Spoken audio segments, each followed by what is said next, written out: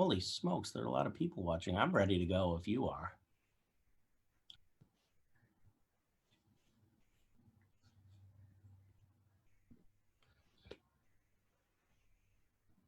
Hi. Oh, no, you didn't. You're muted, Michael. I'm here for the cosplay. I heard there was cosplay happening today. Why didn't I do that? Damn. That's a brilliant. Wow. Is that right? Am I in the right place? You're in the right place, sir. Do you need an autograph or a photo or something? What can I do for you? That would be lovely. I would love that. This is so exciting. We are people already watching us? Or yes, are we live? I really hope so. I hope I am, because that was my best stuff. I've done my best stuff already. Really shocking, and an uncanny resemblance, I might add. I think this is the look that you should cultivate for your, what is it, your 53rd season coming up? Yes, yep, we're rolling right into number 53. Just very old men and women wandering around doing stuff. Is that basically what the show? I've not seen the show. I'm sorry. That is exactly what the show is. That kind of thing. It actually started with a group of young men, and now we all have gray in our beards. I actually just shaved yesterday, and I have the same patterning of silver in my facial hair growth as you do, which I think is very. Oh, thank you. You've very wisely groomed yourself. Yeah, I'm trying to stave off adulthood for as long as possible. This is where I have to come clean about where the money from the campaign is really going. It's going for a monumental grooming session that I have to have now. I couldn't say that. I couldn't be honest about it. So I came up with this homelessness story, but actually it takes a lot of people, a lot of heavy machinery to do it. Hedge clippers, among other things. Yeah. The people who do Mount Rushmore, also a lot of scaffolding has to be put up. Yep. And it's some of the same technology that was used when they built Stonehenge, right? Which was indeed. And I would love to let everybody know. Hot news from Stonehenge, everybody. Yes, I was saying to Misha that my idea of how Americans view Britain is that all that happens every day on the news is Stonehenge news. And that is actually weirdly what's happening at the moment. It has been happening, yeah. There is Stonehenge news happening. I didn't tell you this, but one of the best films that has come out of American television cinema in the last 15 years is a movie called Stonehenge Apocalypse, which I've heard of this. I starred in, and I saved the world, and I was snubbed at the Oscars for that. But it shows just how pivotal Stonehenge can be. Stonehenge was actually the key that when you turn it, it starts terraforming, and the entire world turns into lava. I had suspected that was what was going on. I ended up saving the world by detonating a nuclear bomb on Stonehenge. Are you aware that here in Britain, people reconstruct scenes from that film now at Stonehenge every year? It's a sort of form of the summer solstice. People celebrate the summer solstice by acting out scenes. And then they do a lot of Morris dancing. It's sort of modern pagan ritual that takes place. Yes. Yeah, exactly. It's like the sort of, Civil War reenactments, but it's Stonehenge apocalypse. I wasn't aware, but I'm not surprised. They would love to see you, Misha. Yeah, they would love to see you. For that. Yeah, as soon as the pandemic ends. Have you been to Britain much? I have. I have been there pretty much every year for the last decade or so. All right. And have been to Stonehenge itself. You have? Yes, I have. Ladies and gentlemen, more Stonehenge news. I actually was going to go a couple times this year, and I'm sad not to be there now. And when is the next time that you're coming back to the US? You have plans? Well, the plan is the series I do, Prodigal Son. The second season of that is due to start as soon as it can, really. I mean, originally it would have been July, but obviously that got put off when everything went haywire. And then the plan was sort of to try, the plan still is to try, and they're hoping it'll happen sort of September, October, I think, but it'll depend. You know, there's a lot of stuff that has to be put in place first, I guess, to be able to make sure that it can happen safely. The writers are writing it, but yeah, we'll have to sort of wait and see. So at the moment, we think we'll be coming back over some end of September, beginning of October, but we'll sort of have to wait and see, really. I think we're somewhere in a similar pocket for our show. What we were finishing our final season. We were 1.5 episodes from the end after 15 years, and they were like, I think we're gonna have to pull the plug. And everyone was, I think the feeling on set was, if a few of us have to die to finish this, it's worth it. Like, let's just get it over with. We can't wait. But and that is the kind of commitment that has led to Supernatural doing 53 seasons, because that comes across, that comes through. Yes, yeah. The degree to which we don't care about one another in the cast and crew. So yeah, but we're gonna, I think, unless something goes even more off the rails in the next few weeks, it'll be soon. Yeah. So what, you'll come back and you'll do the last couple of episodes, or are you doing a whole other season? No. Come back and do 1.5 episodes, and then that's it. Because we would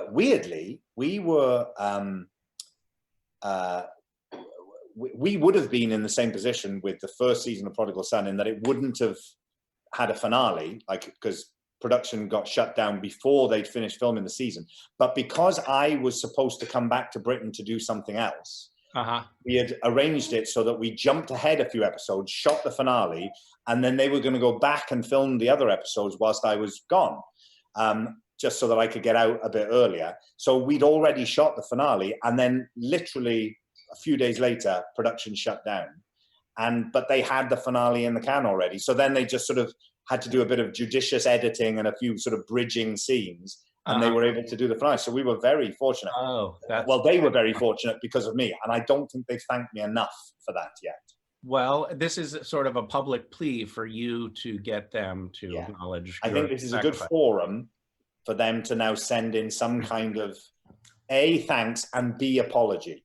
And possibly remuneration of some sort. I mean, you should be compensated for your efforts. Very possibly remuneration, yes. Is it? And now someone told me the other day, I can't believe this is true, that there are some similarities between Good Omens and Supernatural. Is that? That sounds weird. I mean, that's fake news. Fake news. So for people other than Michael and I who are watching this, you might not realize this, but we're both actors, and we are both on shows that have this sort of sci-fi bent and fantasy, and we haven't really watched one another's shows, but we hear from other people that there are some overlaps. For example, I was told that Eric Kripke, who created Supernatural, was very much inspired by the book Good Omens, and so a lot. But you don't have angels and demons in your show, do you? Yeah, I mean, technically, yeah. All right. Okay. Yeah, and they're all derivative of the angels and demons in your show, as far as I understand.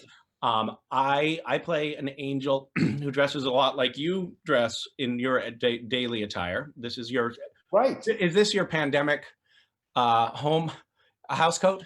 This is my relaxing in the kitchen house coat, yes. Yeah. This is what I like to just wander around in. I've got literally nothing on below the screen here. I just like to wander around like this. It's quite a long smock, is what it is, and a very long tie. Yeah, I think that's something a lot of people in the States like to do, is just walk around with no pants on and a trench coat. It's a very popular motif here as well. Yeah. But and weirdly, that's sort of similar to what you wear in your show. Yep. I have one of my trench coats here. I'm gonna just grab it because right as the pandemic was setting in, this is an actual coat from set. As we were shutting down production, a little part of my brain thought, it's possible that we'll never come back.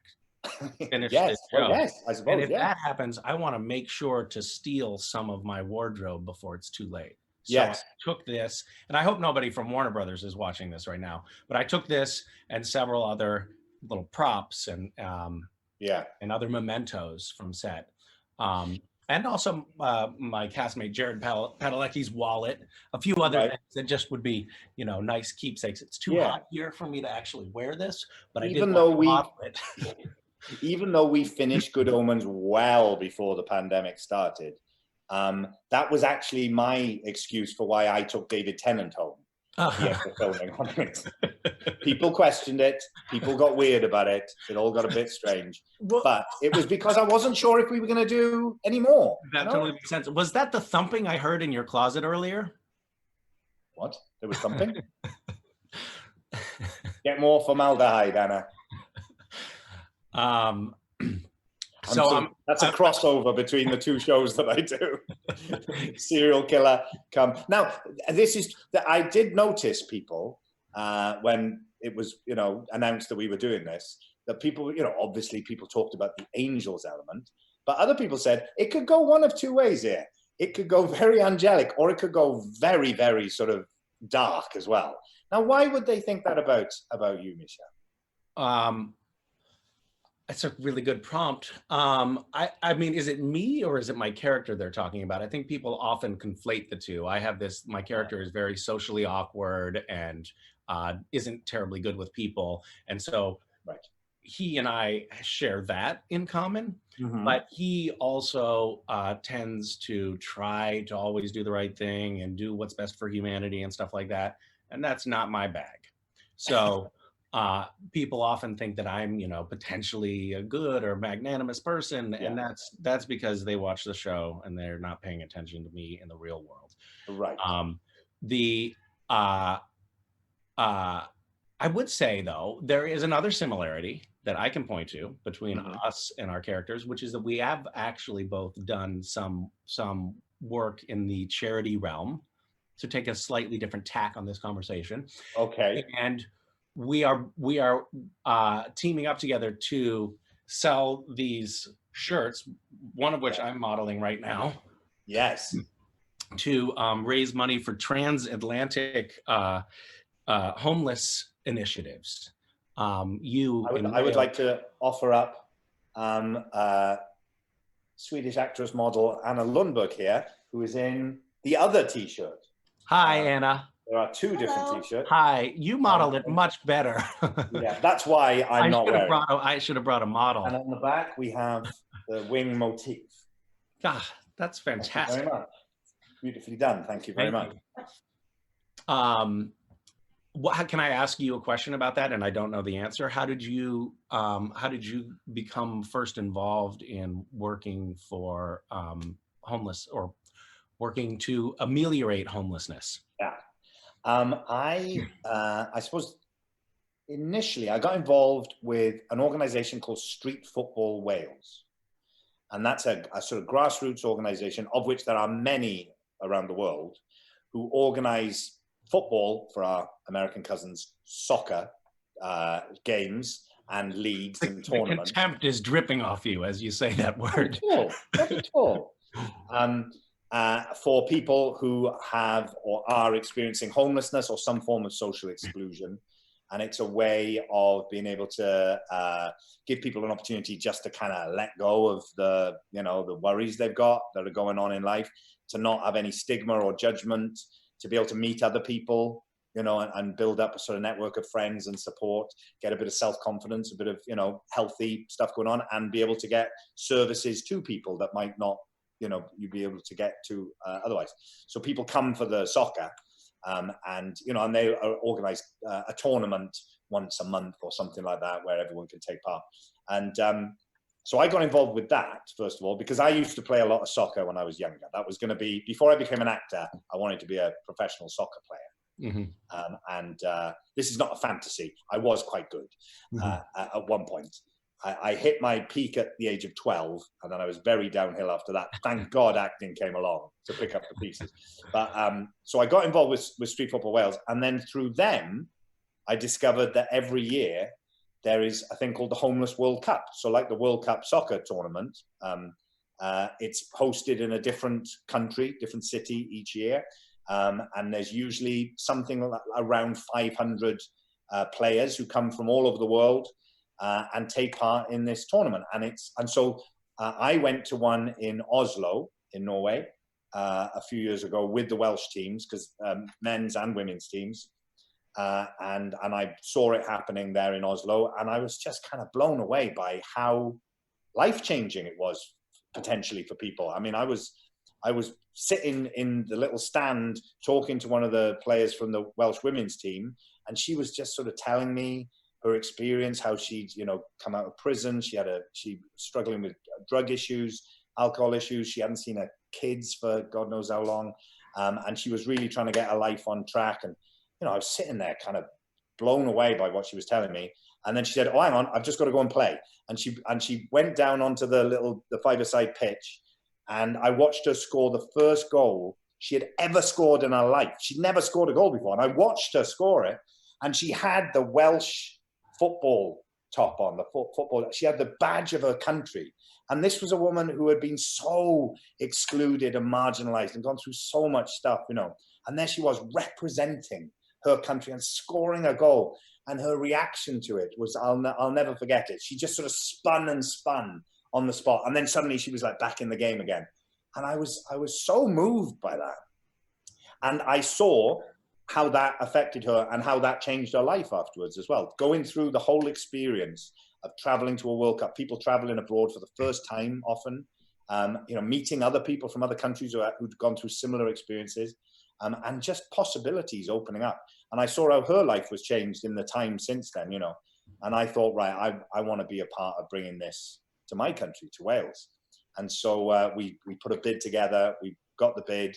We put it all together, and it happened this time last year. And this extraordinary tournament happened. And it was potentially life-changing for everyone who took part. And it was life-changing for me as well, to be honest. And I know a lot of the people who are watching this, who are part of the Good Omens fandom, Good Omens came out just around the time of the Homeless World Cup tournament. And I know a lot of people kind of were sort of following it. And it was then that people started telling me about you and about the work that you were doing. And, and you both play angels, and you should team up. And, Misha does all this amazing stuff. And so it was funny that it was around that time the two things sort of came together.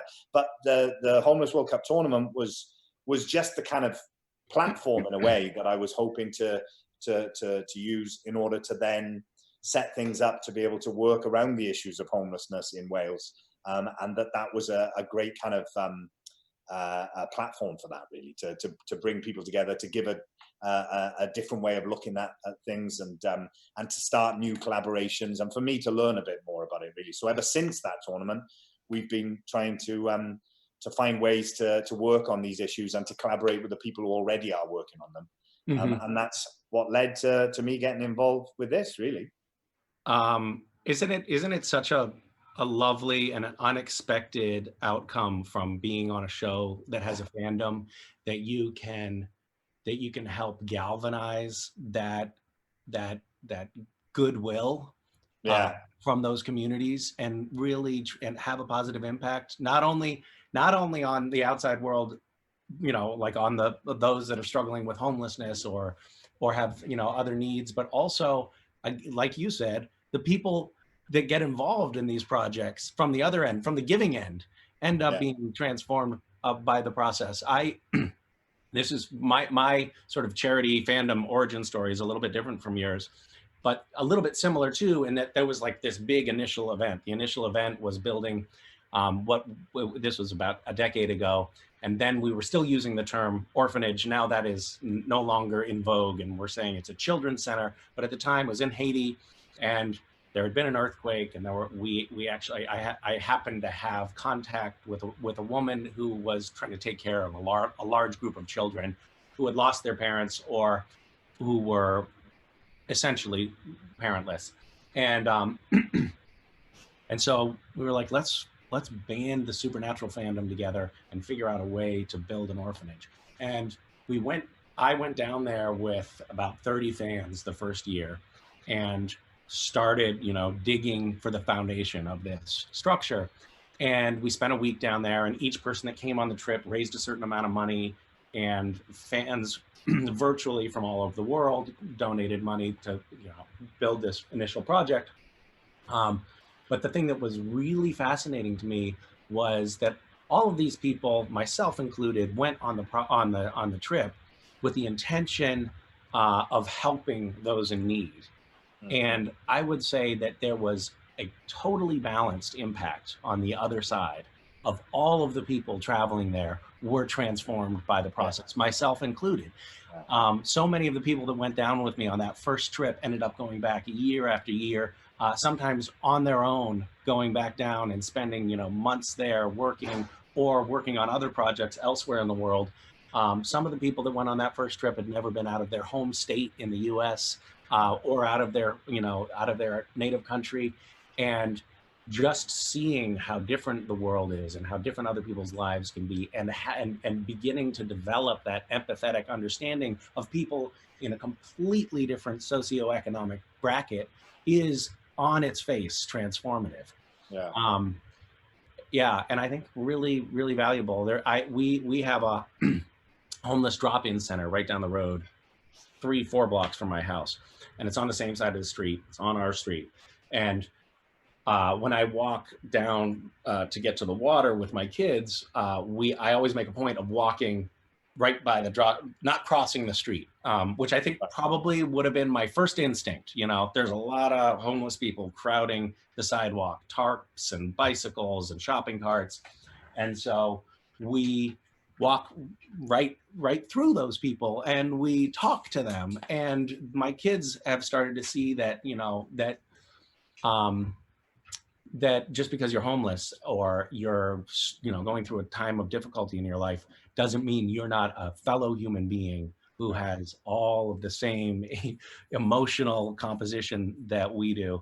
um, yeah, I could talk, yeah, endlessly. Yeah. I'm not That going was one of the very powerful things about the Homeless World Cup tournament, of course, was that the people who had been or were still experiencing homelessness were the players. They weren't there as homeless people. They were there as football players uh-huh. representing their country, the men and the women.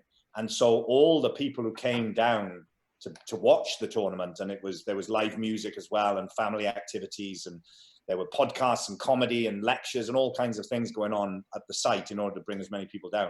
And everyone who came down, they related to the people who were playing as football players, not as homeless people, and that made an incredible difference to the players themselves, who said, one guy came up to me and said, someone just came up to me and asked for my autograph. And he said, I was sleeping in the street a few days ago, and someone just came up to me for my autograph. That sense of, suddenly no judgment and no stigma, and that kind of changed the way people related to them, and that makes a massive difference. That kind of thing, that idea that somehow this is something that happens to other people, that it's others, and whether that creates pity or scorn, it's still a sense of what's happening to others, as opposed to this can happen to anybody. You listen, every single person has a story to tell about how they got to where they got to, and people come in and out of that situation. It's not just like there are this group of people who are the homeless. Right. It's people go through vulnerabilities and needs and crises in all kinds of different ways, and come in and out of it. And I think any society, it says the most about a society how we treat people ourselves when we're at our most needing. And that's what says the most about who we are as a community at any given time. That's what I'm so proud about with the Good Omens fandom that has grown up, is that I see, when I engage with the fans and I have a look at what's going on, it's all people trying to help each other, trying to support each other when they're going through difficulties, and knowing that by doing that, people will be there for them when they go through their time. And everyone does go through their time. And I find that incredibly moving. I'm Yeah. sure that's the same with the supernatural fandom. Yeah, I've no. already seen that happening just through, seeing what's going on through this. Yeah, it's one of the things that I'm most happy to be, one of the reasons I'm most happy to be part of the supernatural fandom is that there's feels like a culture of kindness that is developed within it, where people really are watching out for one another and treating one another. We have this, slogan, hashtag whatever, the SPN family, supernatural family. But it actually does feel like it has this extended family network vibe. And that's very cool. and and much better to have that be your, you know, culture than one of Yeah. exclusion or treating, you know, outsiders as others. Yeah. um, yeah. What you were saying about how it becomes life-changing for the people who are, you know, who start off by going, I want to help someone else. And actually what ends up happening is you realize how much you're being helped by having the opportunity to be of service and that kind of thing. I've seen so many people in the Good Omens fandom saying that already, you know, that people are already feeling their lives being changed by trying to help other people. And there are things that have started up, like there's a thing called the White Curl Project, which is based on what used to be the one white curl in my hair. It's now not. Unfortunately, they have lots of friends now. But the White Curl Project that's set up to raise funds for Welsh charities, and these are people in America, all over the place. It's not people in Wales necessarily. There was Sheen Con 2020 that got set up because of the pandemics, bringing an end to Wales Comic Con, which I was going to go to. And so there are all these things getting set up that it makes me so happy seeing people kind of finding a sense of purpose and a sense of wanting to help, and them themselves finding that is changing their lives in all kinds of ways. It's so amazing to see that happening, isn't it? Yeah, it really is. Yeah, it is. It's funny because I think on the surface you can look at something like this and say, "Oh, it's just a silly little TV show," but if it has this this coalescing force and it can inspire people to see themselves as a part of a community that does good in the world, then it's so valuable. And storytelling is valuable, of course. Yeah. But it's just it's really lucky to be part of something that has an offshoot. Can I ask you one more question? What are you, so we're sort of joining forces, and I am going to take a portion of the funds that we're raising and put it toward Lydia Place, which is in the town that I live here. It's an organization that helps fight homelessness, family homelessness, which is, you know, I live in a town of 80,000 people and it's amazing. But there are many dozens of families with school-age children who are homeless in this town. And for some reason, we can't as a community figure out how to even solve the problem of child homelessness. Yeah. So this organization is working toward that and doing some incredible work in this community.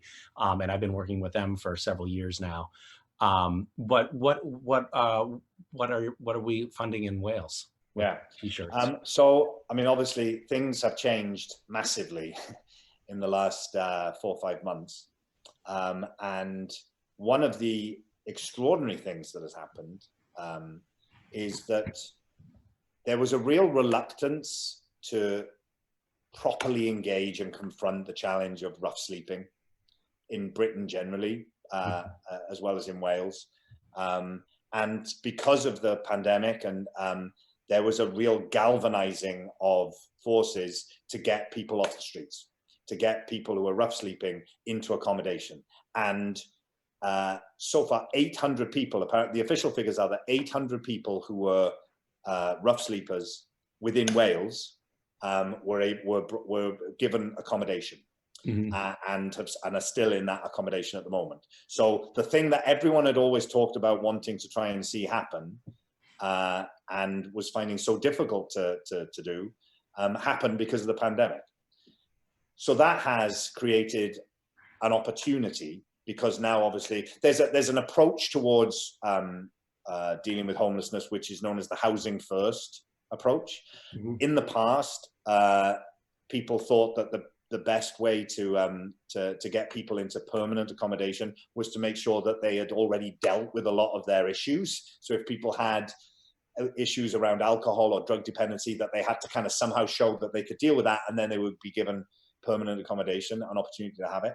And the housing first approach is you get people into accommodation and then you give them wraparound support with services to help them stay there and to deal with it. So you get them in somewhere first before you ask them to kind of deal with their issues.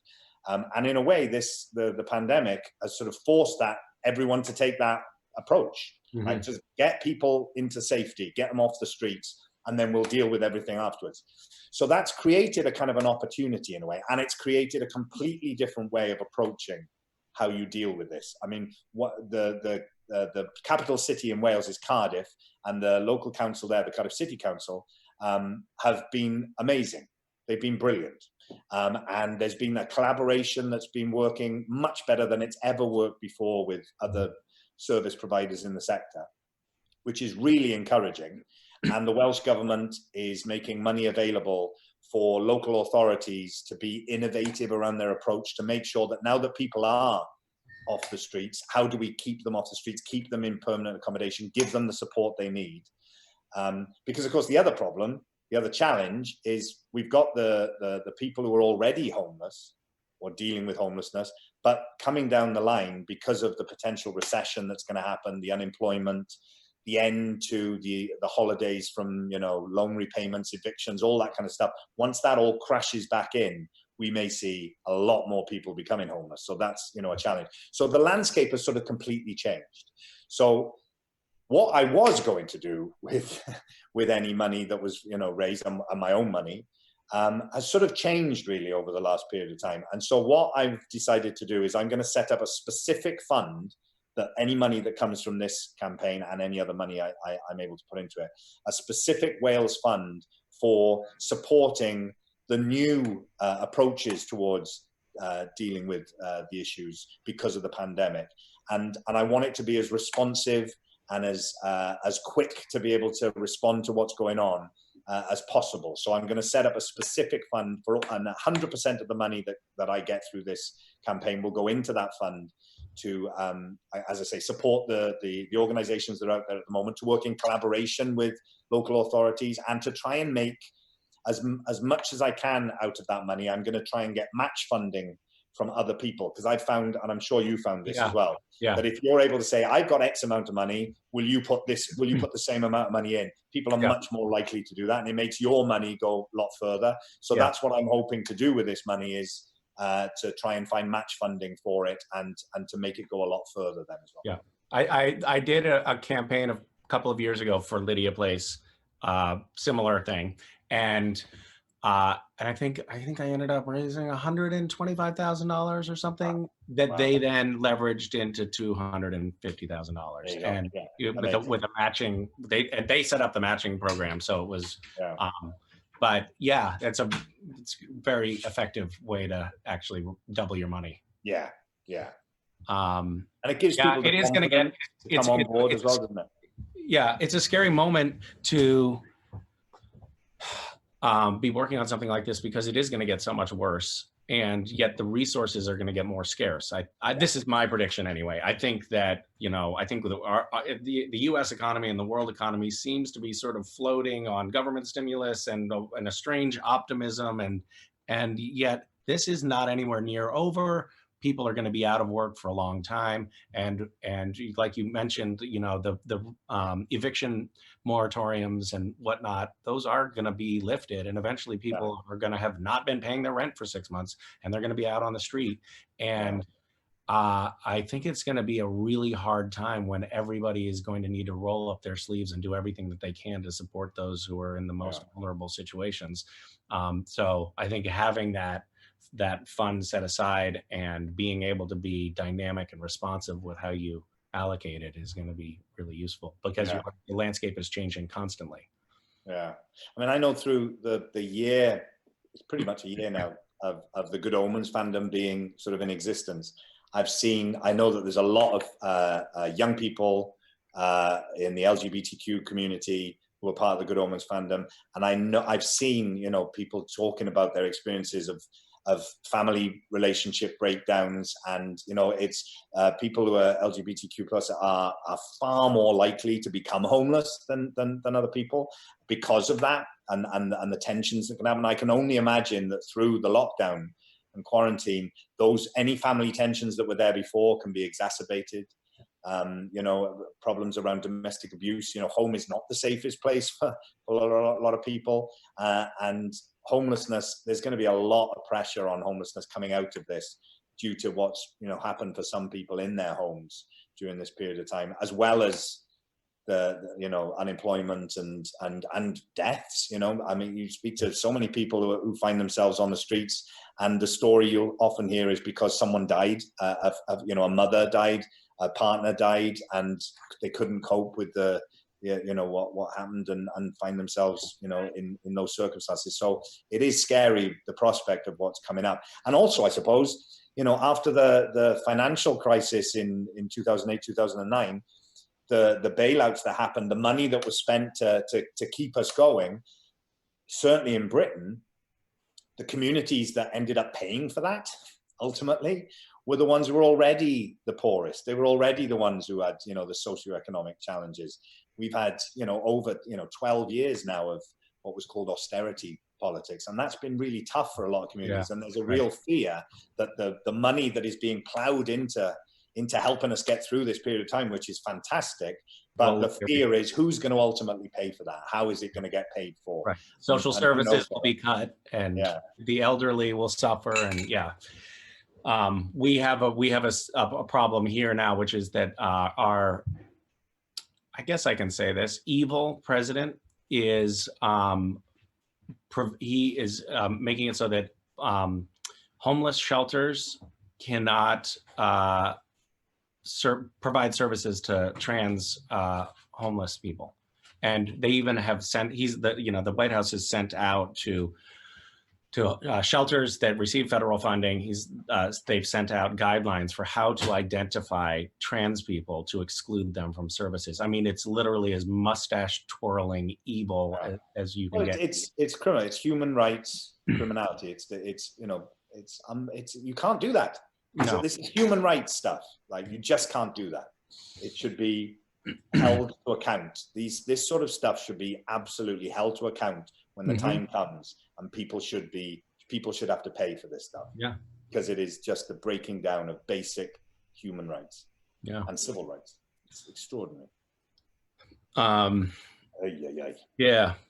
But on a positive note, yes, please pull us out of this emotional tailspin. On a positive note, I mean, a major transformation happened in this country after the Second World War. The experiences of people who went through such hardship, such trauma, such terrifying circumstances during the Second World War created a situation where there was an empathy and an understanding of other people's lives that happened in this country across class, across racial divides, across all kinds of divides, that meant that after the Second World War, there was a kind of a new contract, new social contract that started. And out of that came the birth of our welfare services, our NHS, a sort of a coming together to help the whole community, so that it didn't depend on how much money you earned. You still got, treated as you should get treated, with dignity and care. And that kind of new social contract was born out of great hardship and great difficulty. And there is the possibility that coming out of this period of time, my hope anyway, is that there is an understanding of what, the people who have got us through this, certainly in Britain, so aware of, health workers, care workers, teachers, police, the people who pick up the bins every week, people in the supermarkets who were there all the way through this, serving food, and the lorry drivers, everybody who we now call key workers in Britain. It's become clear who this country relies on to get through this difficulty, and I think that has opened a lot of people's eyes to what really matters, in a similar way maybe to what happened during the Second World War. And maybe there is the possibility for a kind of renewal of that social contract, and a sense of being able to create a fairer, more equitable society that that doesn't sort of discriminate in the same ways as it has done again. I think there's been a kind of a lapse in the spirit of what that social contract was after the Second World War. And maybe if people step up in the way that I see people doing in the supernatural fandom and the Good Omens fandom, and exactly like you said, Misha, it may be about a TV show and whatever, but what it's creating, the communities and what those people are doing, is the beginnings of a new social contract, a new way of living together.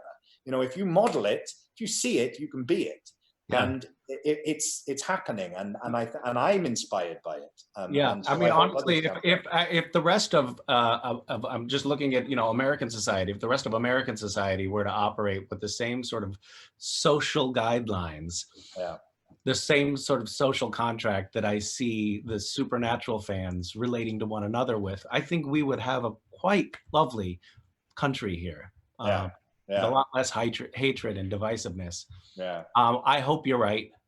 I mean, my friends have called me a pathological optimist, and I am always looking for the silver lining, and I'm always reaching for the hopeful thing. Hmm. But there are also a lot of, you know, bleak indicators right now during the pandemic. The economic disparity has only increased. The rich have gotten richer, the poor have gotten poorer. But there are things that are emerging, like a lot of people. I mean, this isn't a good thing, but it might be opening people's eyes to empathy more. You know, 30 million Americans have lost their jobs, and they've relied on government assistance to help pull them through this Hmm. period of unemployment. And that is, I think, increasing everyone's awareness that we Yeah, need to take care of one another in times of need. yeah. And And it makes it much harder to look down on people who have had that experience in the past if you're now finding yourself having that Mhm, experience, mhm. or knowing someone who's having that experience. It changes the way, it does open up the possibility for a new kind of empathy, I think, don't you? Yeah. And there must be something in the air right now, because the Black Lives Matter movement had been simmering for decades here, and it has come to a boil Mm. during the pandemic. People seem to be developing a consciousness about injustice and inequity, and I think maybe, you know, I'm hopeful that, you know, I Yeah, think we all have to be vigilant and keep working at it, yeah. Well, because that's the thing, isn't it? Because it people get doesn't just happen complacent on very its own. easily. Yeah. People have to step up, and again, that's why I'm so inspired by seeing people in the Supernatural fandom and the Good Omens fandom who are just not saying this stuff, not just going on Twitter and writing it, like stepping up and doing stuff, Yeah. making change happen. That's the way it's going to work. That it'll only work if people like the fans of both, you know, the shows actually do step up, and in, I believe the young people call it IRL, in Uh-huh. real life, actually make things happen. I think it was probably a month ago when I had to look that up, because that's how out of the loop I am. I was like, I keep seeing this. I got to figure out what it means. Um, It's well, also a great opportunity for me to say thank you to the Good Omens fandom, because around this time, we were talking about this briefly before we came onto the live feed, but around this time last year, in the build up to the Homeless World Cup, it was a really tough time. There was a really stressful time going on for me. And because it did coincide with Good Omens coming out, and me becoming aware of this fandom happening, starting to grow, that really helped get me through that period of time. And people didn't know that they were doing that for me. But I really want to thank everybody who just poured so much positivity and love and creativity into their responses to Good Omens. And without realizing it, you got me through that period. I'm getting a bit choked up now, but you really helped me through that period of time. And that's why I want to put so much commitment into what is possible through this fandom and fandoms like it, and how much you can, you know, I really believe that you can change people's lives, because you changed my life. And so that is a wonderful, wonderful thing. And hmm, why doing anything like this that we're doing tonight, and what everybody else is doing. And I know you've got Gish coming up, I think in like 24 hours or something. yeah, I it's mean, right around the corner. this is world changing stuff. It really is. And so I really want to show my gratitude for what everybody out there is doing. Michael, you are a lovely human being. It's really such a pleasure to meet you. Thank you for all the good work that you're doing in the world, and for like reaching out to facilitate this partnership. I'm really happy that we're doing this together. Yeah. I hope it's the first of many, Misha. I really do. Yeah, me too. Well, that probably is. I think we were supposed to stop a few minutes ago, so maybe All right. we should stop now. But I'm gonna say, you know, if you guys want to support our transatlantic interfandom partnership to help solve the problems of homelessness, or not. We're not going to solve anything. We're just going to help a little bit as we can. Go to Stan's and get one of these shirts. And we love you guys. And Michael, real pleasure talking to you. Oh, pleasure's all mine. Lots of love. Bye. Take care. Bye-bye.